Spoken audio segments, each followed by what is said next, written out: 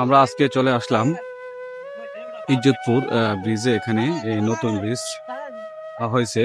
এটা বেন্দা থেকে ওই পারে, নদীর ওই পারে পার হওয়ার জন্য এই ব্রিজটি।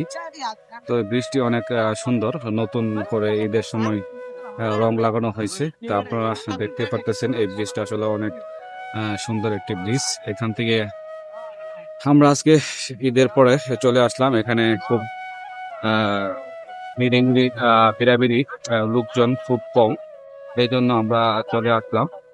তো এই জায়গাটা আসলে এই ব্রিজটি দেখতে আসলে অনেক সুন্দর এবং ভালো রং, যেহেতু রং করেছে এই জন্যই এই ব্রিজটি অনেক সুন্দর এবং ভালো লাগতেছে। তো সবাই আপনারা আসবেন এই ব্রিজটি দেখার জন্য। এই ব্রিজটির আসলে অনেক সুন্দর করা হয়েছে। তো আপনারা এখানে দেখতেই পাচ্ছেন আসলে এই জায়গার যে ছবিটাও অনেক ভালো লাগে। নিচে নদী, নদীটাও অনেক সুন্দর, অনেক ভালো লাগে নদীতে। আর ওই পাশে যে দৃশ্যগুলো আপনারা দেখতে পাচ্ছেন, এই দৃশ্যগুলো অনেক সুন্দর এবং ভালো লাগে। আপনারা এই সাইডটা আপনারা দেখেন, অনেক সুন্দর। দেখেন আপনারা, অনেক সুন্দর এই বৃষ্টি দেখতে পারতেছেন আপনারা। তো আমরা এদের এই ফাঁকা জায়গাটা আমরা ঘুরতে আসলাম। তো এই জায়গাটা অনেক ভালো লাগে। আপনারা দেখলে এই জায়গায় আসবেন, আসলে আসলে আপনাদের কাছে অনেক ভালো লাগবে।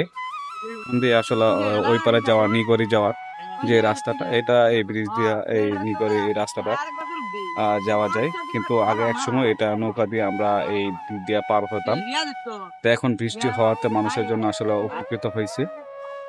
তো আমার কাছে দেখে ভালো লাগলো। তো আপনারা পরবর্তীতে আপনারা যদি আসেন তাহলে দেখেন এখান থেকে লোক টোক আসে রাস্তা থেকে।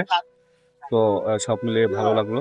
আমাদের পাশে, আমাদের সাথে আমাদের কাঞ্চন ভাই আছে, আপনারা দেখতে পাচ্ছেন।